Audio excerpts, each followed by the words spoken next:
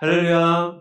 아멘. 반갑습니다. 또 주일 저녁 우리 찬양 예배 가운데 나오신 우리 성도님들을 주님의 이름으로 축복하고 환영합니다.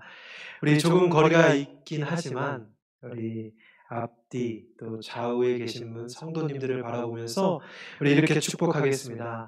당신은 그리스도의 좋은 일꾼입니다. 라고 인사합시다. 당신은 그리스도의 좋은을 강조하셔야 됩니다. 좋은 일꾼이십니다.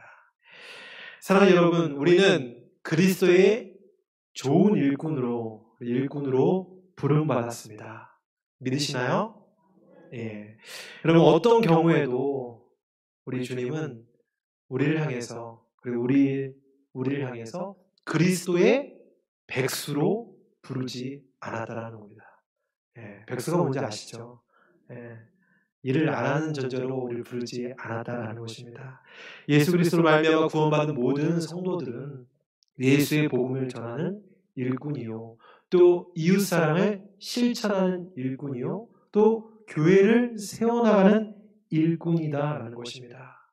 특별히 다음 주 저녁에 공동회의가 있습니다. 공동회의를 통해서 중직자 선출을 위한 또 투표를 하게 됩니다. 우리 원주중부교회 성도, 특별히 세례교인이라면 누구나 투표할 수 있습니다. 여러분, 누구를 뽑으시겠습니까? 말하지 마시고 속으로 생각하시고 이렇게 질문해 볼게요. 어떤 기준으로 중직자를 뽑으시겠습니까? 나와 친한 사람, 내 교부, 그리고 나와 같은 동네에 있는 사람, 또 알고 보니 또 나와 같은 학교를 나왔네. 또 동기, 혹은 나에게 밥 사준 사람. 여러분, 요즘에 초등학교 반장 선거 이런 사람 뽑아주지 않습니다. 여러분, 만약 이런 기준으로 중직자를 뽑는다면, 그 사람은 그런 기준으로 중직자를 뽑으려고 한다면 그 사람은 교회를 아주 무너뜨리려고 작정한 사람이라고 감히 말할 수 있습니다. 여러분, 여러분들이 진정으로 교회를 사랑하고 또 교회가 더욱 믿음 안에서 평안하여 든든히 서가기를 바란다면, 또 원하고 소망한다면 명확한 기준, 명확한 성경적 기준을 갖고 중직자를 뽑아야 한다라는 것입니다. 그래서 제가 여러분들에게 제안하는 것이 있습니다. 제안하는 것이 있는데, 이번 한 주간 숙제라고 한다면 숙제가 될 수 있는데 3월 22일부터 4월 19일까지 주일 저녁 설교를 꼭 다시 들어보시기를 권면드립니다.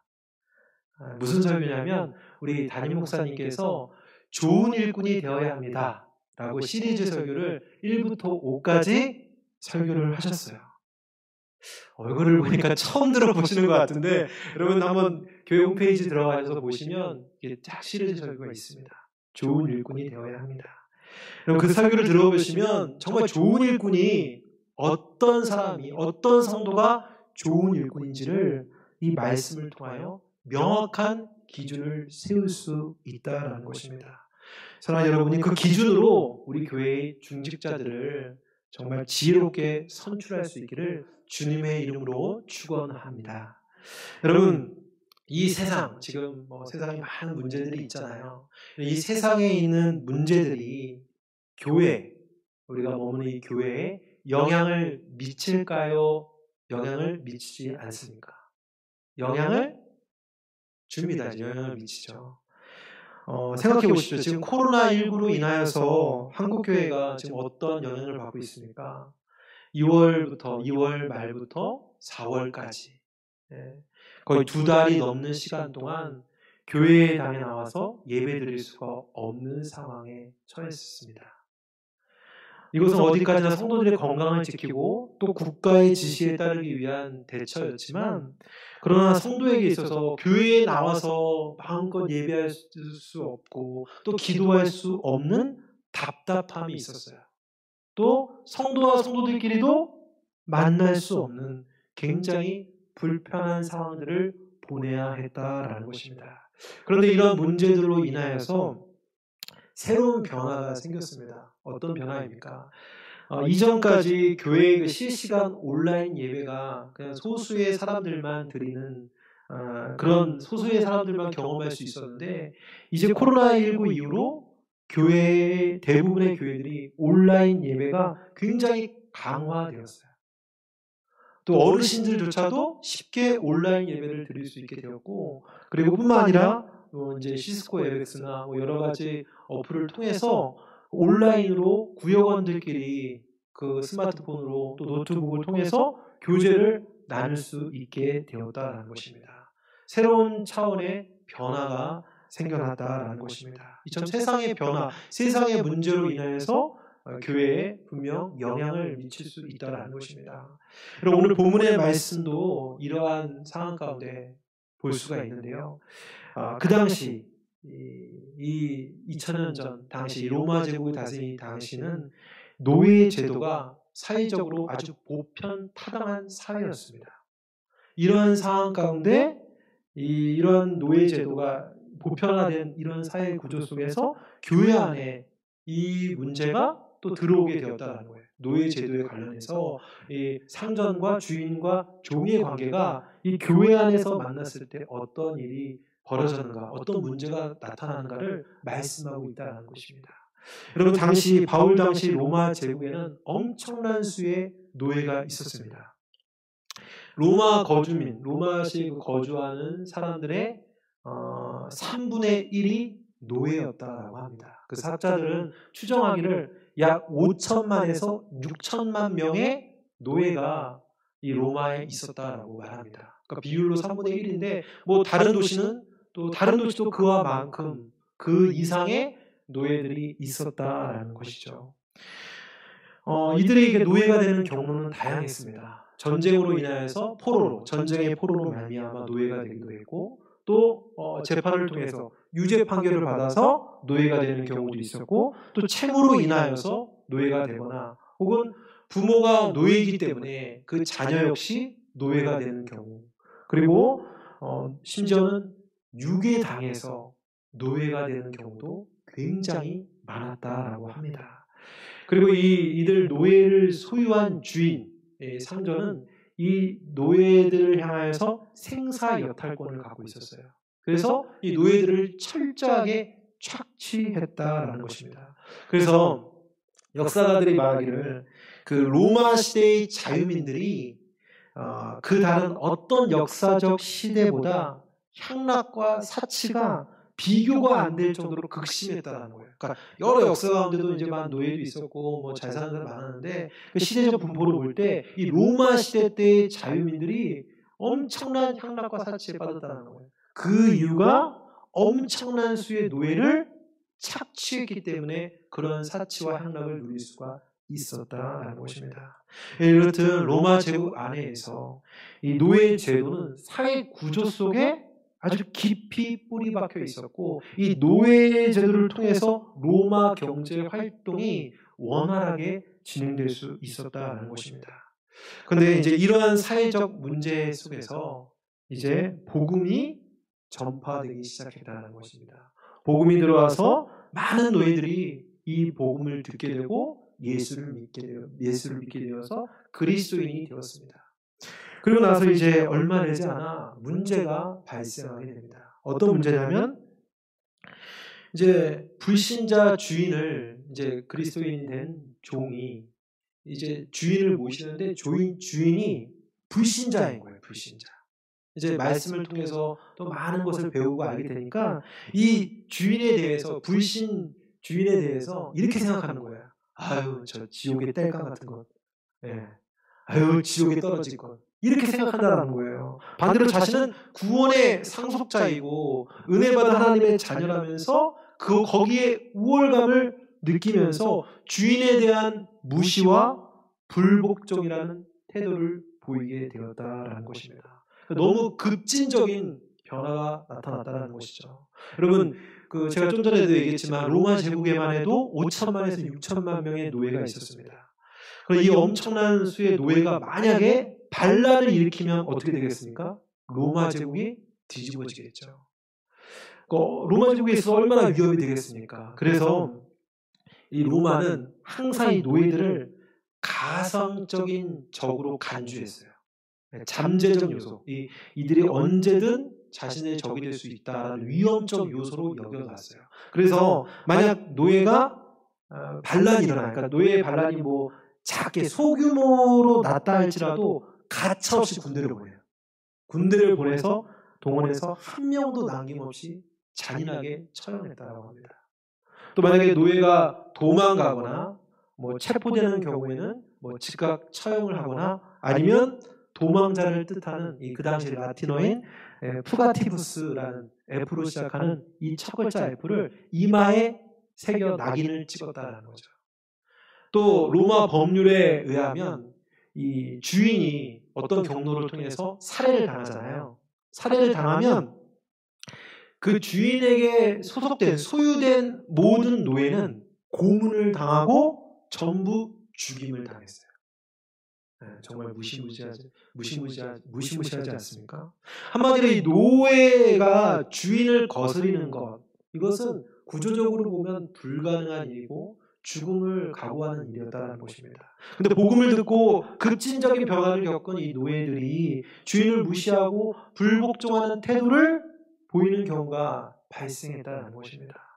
바울은 그와 같은 태도가 결코 하나님의 뜻을 이루는 것이 아니다, 그리스도인의 태도가 아니다라는 것을 분명히 밝히고 오늘 1절에서 이렇게 말씀하고 있습니다. 우리 1절의 말씀 함께 같이 한번 읽어보겠습니다. 함께 읽어보겠습니다. 시작.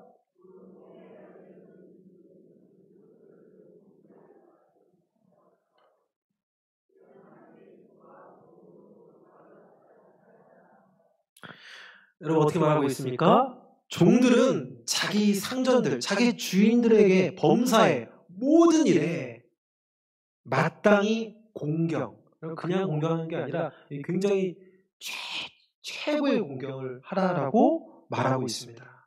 지금 바울이 이렇게 얘기했어요.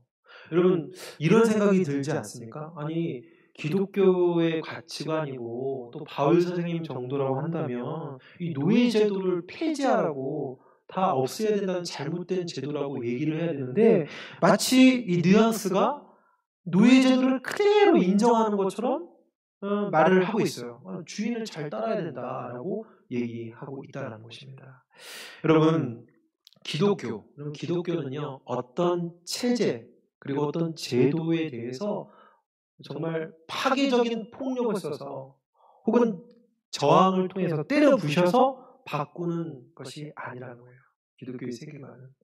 여러분 만약에 그랬다면 여러분 예수님께서 그 대제사장과 로마 군병들에게 붙잡혔을 때나 혹은 십자가상에서 그 아래에 있는 십자가 아래에 있는 사람들이 예수님을 조롱했을 때 예수님께서 12명이나 더 되는 군대 천사를 동원해서 그들을 다 쓸어버리셨을 거예요.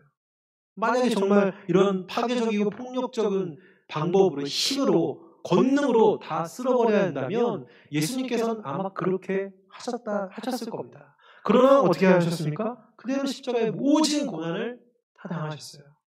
그리고 예수님께서 붙잡히시기 바로 전날 밤에 그들을 붙잡으러 온 그 사람들 향해서 베드로가 칼을 빼들었을 때 오히려 베드로를 향해서 칼을 다시 집어넣으라고 말씀했다라는 것입니다. 여러분 우리가 막 복음을 전하잖아요. 복음을 전하는데 예수 믿으세요 라고 하는데 그 상대방이 예수 안 믿어요. 여러분 그렇게 하면 여러분 어떻게 합니까? 주먹부터 나갑니까? 이 사람 진짜 안 되겠네. 뭐 그러거나 혹시 뭐 죽이지는 않죠. 그렇죠? 예수 안 믿는다고 해서 뭐 당장 뭐 끔찍하게 그 사람을 살해하고 그러지 않잖아요. 여러분 복음은 평화의 메시지입니다. 그리고 이 평화의 메시지면서 복음은 스며들어가는 거예요. 우리의 마음과 생각을 어떻게 사로잡아가는 거예요. 여러분 복음이 들어갈 때 더 큰 사랑과 또 더 큰 섬김과 희생으로 점점 변화되어 가는 것입니다. 그럼 너희는 그리스도의 향기니라고 말하고 있어요. 향기는 어떻습니까? 막 강력하게 코를 찌르는 거 그게 향기입니까? 아니잖아요.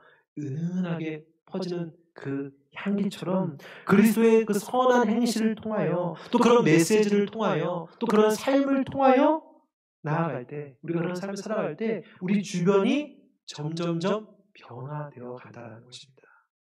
여러분 지금 불신주인, 지금 종에게 있어서, 지금 믿는 종에게 있어서 주인은 불신주인이잖아요. 이 불신주인은 예수를 알지 못해요. 복음을 들어본 적도 없어요. 연약한 죄인 것입니다. 그런데 그런 상대에게 무시하고 불복종으로 나아간다면 단순히 그 사람, 그 노예 자신의 목숨이 사라지게 되는 것뿐만 아니라 복음을 전할, 그 주인에게 복음을 전할 기회조차도 사라지게 되어버린다는 것입니다. 6장 1절 후반절에 이렇게 얘기하고 있죠. 하나님의 이름과 교훈으로 비방을 받지 않게 하려 함이라 라고 말씀하고 있어요. 이러한 같은 뜻을 갖고 있어요. 우리가 악하게 대할 때 주인을 향해서 잘못되고 악한 태도와 불순종의 태도를 통해서 하나님의 얼굴에 먹칠하고 복음을 욕되게 하는 것과 같다라는 거예요. 비방하게끔 그 비방할 거리를 만들어 놓는다는 거예요. 여러분, 좋은 일꾼은 단순히 교회 안에서, 교회 내부에서만 교인들을 잘 대접하고 섬기는 성도만 좋은 일꾼은 아니에요. 그러니까 반쪽. 좋은 일꾼이 아니라 좋은은 빼야 될 것 같아요. 일꾼 정도는 돼요. 여러분, 정말 좋은 일꾼은 어떤 일꾼입니까? 바로 세상에서도, 세상의 사람들, 불신자들에게도 잘 공경하고 그들의 예의를 갖추고 그들을 잘 섬기는 사람이 좋은 일꾼이다라는 거예요. 여러분, 디모데전서 3장에서 바울은 감독의 자격을 이야기하면서 3장 7절, 디모데전서 3장 7절에 이러한 자격 조건을 이야기합니다. 제가 한번 읽어보겠습니다. 디모데전서 3장 7절입니다. 또한 외인에게서도 선한 증거를 얻은 자라야 할지니 비방과 마귀의 올무에 빠질까 염려하라. 여러분, 여기서 외인은 누구를 말할까요? 비그리스도인, 세상 사람들, 불신자들을 말합니다. 이 불신자들에게도 어떻게 해야 됩니까? 선한 증거가 있어야 된다는 거예요. 좋은 평판을 받고 칭찬을 받는 사람이어야만 감독으로서 혹은 장로로서 세움을 받을 수 있다라고 바라고 있다는 것이죠. 여러분, 교회에서는 선한 사람이에요. 근데 사회에서는 악덕 사장. 여러분, 교회에서는 막 좋은 말을 막 해요. 덕을 세우는 말을 하면서 세상에서는 막 남을 물어 뜯어야 하죠. 끄집어냅니다. 욕설을 내뱉고. 교회에서는 성도들을 공경하면서 세상에서는 상급자를 무시하고 하대하고 불순종한다면 여러분, 그 사람은 아직 예수 그리스도를 인격적으로 만났다라고 볼 수 없다는 것입니다. 여러분, 우리는 교회 밖에서 복음을 전해야 돼요. 교회 안에서도, 물론 교회에서도 복음의 메시지는 계속 전파돼야 되죠. 근데 교회를 떠나서 세상에 나아가서 복음을 전해야 되지 않습니까? 여러분, 우리의 모든 환경과 상황들을 성도는 복음의 기회로 삼아야 돼요. 근데 그 기회를 만들기는커녕 우리의 태도로 인하여, 우리의 삶의 모습을 통해서, 잘못된 삶의 모습을 통해서 복음의 거리낌이 되고 또 사람들의 비방과 올무에 빠지게 만들게 된다면 여러분, 그것이 얼마나 안타까운 일입니까? 여러분, 바울의 관점은 노예 제도에 있지 않아요. 물론 바울이 이전에 얘기할 때 다 같은 형제하고 종이라고, 다 같은 형제요 자매라고 이야기하고 있어요. 근데 바울의 핵심은 제도의 변화, 제도를 때려 부셔야 된다가 아니라 복음이었어요. 복음. 바울의 관심사는 복음이었어요. 이 영혼들을 향해서 복음을 전하고 그 영혼을 건져내는 것, 그것이 바울의 관심사였다는 거예요. 불신 주인에게도 복음이 필요하다. 불신 주인에게도 영혼을 구원해야 된다라는 것이었어요. 그렇다면 그 불신 주인에게 소속된 종이라면 내가 먼저 믿는 자로서 더 본이 되고 더 주인을 최선을 다해서 공경하고 존중하고 섬겨야 한다는 것이죠. 여러분, 그럴 때 어떻게 될까요? 복음의 문이 열리게 된다는 것입니다. 여러분, 제가 오래전에 사역했을 때, 훨씬 이전 교회에서 사역했을 때, 저희 교회 그때 섬겼던 교회 안에서 굉장히 열심을 가졌던 여자 집사님이 계셨어요. 여자 집사님이 계셨는데 정말 어딜 가나 교회 안에서 칭찬받는 그런 여자 집사님이었는데, 근데 안타깝게도 이 남편 선생님이 예수를 믿지 않은 분이었어요. 불신자였어요. 그런데 이 불신자였던 남편 선생님이 그냥 뭐 불신자 정도가 아니라 굉장히 교회에 대해서 또 신앙에 대해서 굉장히 부정적인 생각을 하고 있었던 분이었어요. 그래서 왜 맨날 쓸데없이 교회를 가냐? 피땀 흘려 벌는 돈을 왜 교회에다 갖다 바치냐? 왜 이런 쓸데없는 일을 하냐? 차라리 그 돈으로 나에게 좋은 거 사줘라. 막 이렇게 계속해서 자꾸 말꼬리 잡으면서 핍박을 하는 거예요. 그럼 우리는 어떻게 합니까? 한두 번은 참죠. 한 3, 4번쯤 되면 어떻게 해요? 들이박쳐야죠. 내가 도저히 못 참겠다.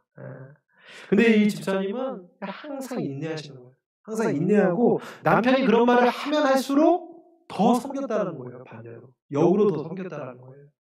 365일 매일같이 아침밥을 따뜻하게 갖다 줘요. 그게 얼마나 어려운 건지 아시죠? 365일 매일 따뜻한 마음이죠. 전자레인지로 데펴서가 아니라 매일같이 밥을 새로 한다는 거예요. 아침마다.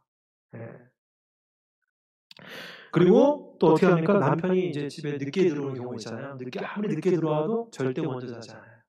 기다렸다가 남편의 옷도 치워주고 또 남편이 침실에 편하게 잘 수 있도록 이렇게 다 안내해줘요. 매일같이. 그렇게 5년이 지났어요. 계속 핍박했겠죠. 계속 말꼬리 잡고. 그래도 계속해서 선한 모습을 보이는 거예요. 근데 어느 날 남편이 밤늦게 또 들어왔는데 이제 안 자고 있었겠죠. 집사님도. 근데 들어오자마자 막 자신을 보면서, 여자 집사님 보면서 남편이 막 우는 거예요. 막 울면서 이렇게 얘기하는 거예요. 그동안 미안했다고. 내가 그동안 너무 미안했다고. 당신이 믿는 예수 나도 이제 믿겠다라고 얘기하는 거예요. 갑자기. 성령의 역사인 거죠. 성령의 역사.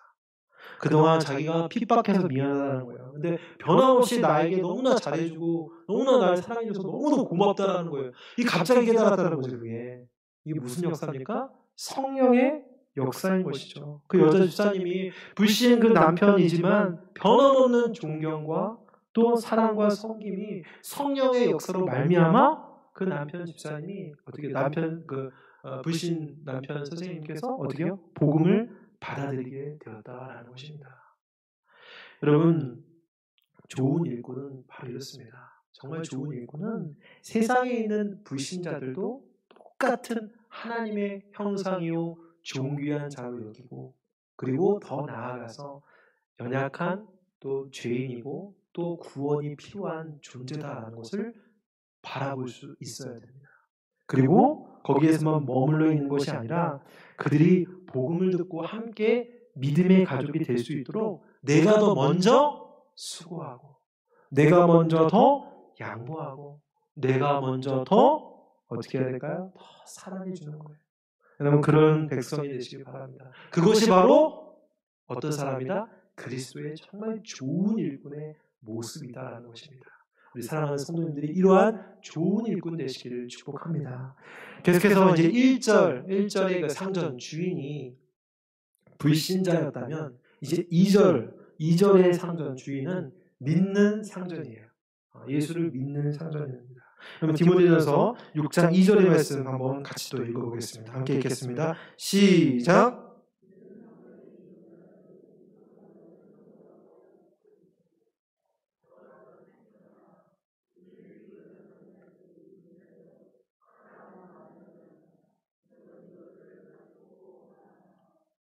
아멘. 여러분, 이제 상전 주인 역시도 예수 그리스도를 통하여 하나님의 백성이 되었습니다. 노예 역시 그리스도로 말미암아 이제 진정한 하나님의 백성이 되었다라는 것입니다. 이제 노예도 이런 말씀, 이제 자신이 하나님의 백성이 되었다는 것과 또 매주마다 주일마다 모여서 말씀을 통해 들으면서 또 이런 메시지를 듣게 되죠. 갈라디아서 3장 28절의 말씀. 너희는 유대인이나 헬라인이나 종이나 자유인이나 남자나 여자나 다 그리스도 예수 안에서 하나이니라. 종이든 주인이든 그쵸, 자유인이든 전부 다 하나다, 형제다, 자매다라는 이런 메시지를 듣게 됩니다. 근데 이 메시지를 듣고 나서 어떻게 합니까? 자신에게만 유리하게끔 잘못된 해석을 하는 거예요. 주인이나 종이나 똑같은 형제니까 주인을 향해서 어이 브라더 부르는 거예요. 편안하게. 이봐 이렇게 얘기하는 거죠. 편안하고 만만하게. 그러니까 더 이상 계급이나 질서는 중요하지 않은 거예요. 자신의 해야 할 책임은 뒷전이면서 어떻게 해요? 자신이 그냥 한 형제라고 하니까 뭐 주인이고 계급이 필요 없고 우리 편안하게 지냅시다. 편안하게 합시다. 좋게 합시다. 이렇게 나가겠다라는 거예요. 여러분 이러한 잘못된 현상을 우리 종종 볼 수 있어요. 어떻게 보냐면 예를 들어 직장 생활을 합니다. 처음에는 이제 직장 생활을 하다 보니까 상사를 볼 때 굉장히 어렵잖아요. 막 어려워하고 상사가 시키는 일과 규율을 막 굉장히 잘 지키려고 해요. 그러다가 이제 시간이 지나면서 내가 보시는 상사가 이제 그리스도인이라고 믿는 상사라는 것을 알게 되는 순간부터 해이해지는 거예요. 같이 믿는 사람이다 하는 거예요. 그러면서 어떤 생각하냐면 이제 불신 상사에게 뭐 업무 규율이나 잘못된 것에 대해서 지적을 받으면 그냥 불평 없이 받아들이는데 믿음을 지닌 상사가 어떤 업무와 규율에 대해서 잘못된 것을 지적하면 어떻게 받는 거예요? 진짜 예수 믿는 사람끼리 너무하네. 공과 사를 구분을 못 짓는 거예요. 불평을 막 표현하는 거죠. 더 불평하는 거예요. 그럼 교회 안에서도 마찬가지예요. 믿지 않는 사람들이 있는 직장에서는 철저하게 질서와 규율을 잘 따르다가 교회에 오면 무조건 은혜를 내세우면서 공과 사를 구분 못 짓는 거예요. 예를 들어 뭐 이제 사역자가 나이가 어리다라고 하면 함부로 대하거나 반말을 하고 혹은 뭐 자신이 온 사역자보다 봉사의 경력이 더 길다는 이유로 사역자를 막 무시하는. 물론 우리 교회는 없습니다. 근데 그런 현상이 있다라는 거예요. 이처럼 믿음 안에서 진행되는 이 관계들의 호의를 악용해서 당연하게 여기고 규율과 질서를 깨트리는 어리석은 사람이 바로 있었다라는 것이죠. 바울은 이러한 사람들, 즉 본문에서 말하는 종들에게 이렇게 권면합니다. 더 잘 섬기게 하라. 여러분, 이 절을 다시 한번 제가 읽어보겠습니다. 믿는 상전에 있는 자들은 그 상전을 형제라고 가볍게 여기지 말고 더 잘 섬기게 하라 라고 말합니다. 더 잘 섬기래요. 더 비교급 부사예요. 오히려 믿지 않은 사람들보다 더 어떻게 해요? 상전이 그리스도인 상전이기 때문에 주인이기 때문에 더 잘 섬겨야 된다라고 강조하고 있다는 것입니다. 여러분 친할수록 여러분의 관계성이 있어서 친할수록 어떻게 해야 됩니까? 해이해지잖아요. 그렇죠? 그게 가장 먼저 이루어진 데가 어디입니까? 부부관계. 부부관계에서 아내와 남편이 너무 쉽게 대하는 경우를 종종 보게 됩니다. 여러분 오히려 부부관계에서 아내와 남편이 서로에게 예의를 갖추는 게 중요합니다. 여러분 허물 없는 친구가 있습니까? 허물 없다고 막대하면 안 됩니다. 오히려 어떻게 될까요? 예의를 갖추어야 됩니다. 여러분 생각할 때 나와 굉장히 편하게끔 생각되는 사역자 있을 수 있어요. 근데 그런 사역자를 위해서 정 목사 잘 지냈어요? 이러면 될까요? 안 될까요? 안 되죠. 그러면 안 되죠. 여러분 역시 예의를 갖춰야 된다는 것입니다. 여러분 우리는 그리스도 안에서 본질적으로 한 형제요, 한 자매입니다. 맞습니다. 그러나 동시에 모두에게는 하나님께서 정해주신 질서가 있고 또 각자의 위치가 있다는 거예요. 하나님께서 세우신 권위 안에서 질서가 있고 위치가 있다는 거예요. 여러분 하나님께서 만드신 이 세계, 이 모든 세계는 질서가 있어요. 그렇죠? 질서. 근데 여러분 하나님께서 세우신 질서가 온 우주에 있는 하나님의 질서가 깨지면 어떤 일이 벌어질까요? 어떻게 될까요? 망하는 거죠, 망하는 거. 여러분 지구에는 중력이 있습니다. 여러분 아무리 잘 뛴다고 해도 점프를 한다고 해도 어떻게 해요? 금방 다시 지면에 땅 하고 붙어요, 그렇죠? 아무리 오래 뛴다고 해도 약간의 차이는 있겠지만 어떻게 해요? 중력으로 인해서 다시 붙어요. 근데 여러분 만약에 이 중력이라는 질서가 깨지게 되면 어떻게 될까요? 우주의 미아가 되는 거죠. 둥둥둥 떠서. 그러면 태양과 지구와의 거리가 하나님께서 세운 질서와 위치에 있기 때문에, 질서와 위치에 있기 때문에 우리가 지금 숨을 쉬고 적당한 온도와 적당한 햇볕을 맞고 살 수가 있는 거예요. 만약에 이 거리, 이 질서의 위치가 어떻게요? 조금이라도 예를 들면 태양과 가까워지면 어떻게 너무 뜨거워서 살 수가 없고, 그리고 또 너무 멀어지면 어떻게요? 너무 추워서 인류가 살 수가 없다라는 거예요. 그리고 자연 세계뿐만 아니라 인간의 몸도 마찬가지죠. 하나님께서 세우신 정확한 질서 체계가 있기 때문에 심장이 뛰고 세포가 움직이고 또 숨을 쉬는 것이죠. 여러분, 이런 하나님의 세우신 질서 체계들, 단순히 이 세계의 구조의 질서뿐만 아니라 이 사회에 있는 여러 가지 질서 체계들을 그대로 지키며 따르는 것, 그것이 믿음의 백성의 태도라는 것입니다. 따라서 믿음과 사랑을 빙자해서 질서, 교회와 세상의 질서를 무시하고 호의를 악용하는 것은 오히려 그 사람은 믿음을 깨트리는 것이고 하나님을 무시하는 악행을 저지른 것과 같다라는 것입니다. 여러분, 좋은 일꾼, 정말 좋은 일꾼은 누굴까요? 하나님께서 세우신 질서를 잘 지키는 거예요. 그 위치를 잘 지키고 따르는 사람입니다. 믿음의 사람으로서 지켜야 할 질서, 교회에서 세운 질서, 직분자로서 지켜야 될 질서들을 정말 최선을 다해서 지켜내고 순종하는 사람, 그 사람이 뭘까요? 좋은 일꾼이다라는 것입니다. 뿐만 아니라 좋은 일꾼은요, 믿는 사람들에게 어떻게 해요? 더 잘해요. 믿는 사람들 안에서 그 사람의 나이와 또 배경, 상황, 여러분 그걸 따지지 않아요. 최고의 예의를 갖고 친절하게 대하는 거예요. 좋은 일꾼은. 그래서 어린아이지만 그 어린아이한테 인사하거나 이야기를 할 때도 그 어린아이의 눈높이에 맞춰서 자신이 낮추어 인사하는 그런 사람. 매주마다 만나는 성도지만 언제나 밝은 미소로 친절하게 대하는 사람. 그리고 어르신들에게 단순히 인사뿐만 아니라 우리 어르신들을 위로하고 또 관심을 갖고 또 그런 어르신들을 잘 섬기는 사람. 어떤 누가 되든지 더 잘 섬기는 사람. 여러분, 그 사람이 어떤 사람입니까? 좋은 일꾼이다라는 것입니다. 바로 여러분들이 이러한 일꾼이 되기를 축복합니다. 이제 말씀을 마무리하겠습니다. 결론을 맺겠습니다. 여러분, 오늘 말씀처럼 사도 바울이 얘기한 불신 주인과 그리고 믿는 주인 아래의 그 관계 속에서 불신 영혼들, 불신 주인뿐만 모든 불신 영혼들을 어떤 사람으로 봐야 될까요? 하나님의 형상으로 존귀하게 여기고 또 그들이 구원받아야 되는 존재를 여기고 그들에게 어떻게 해요? 복음의 기회가 열리도록 최선을 다해 어떻게 될까요? 섬길 수 있는, 존중하고 공경할 수 있는, 더 양보할 수 있는 그러한 일꾼이 되시길 바랍니다.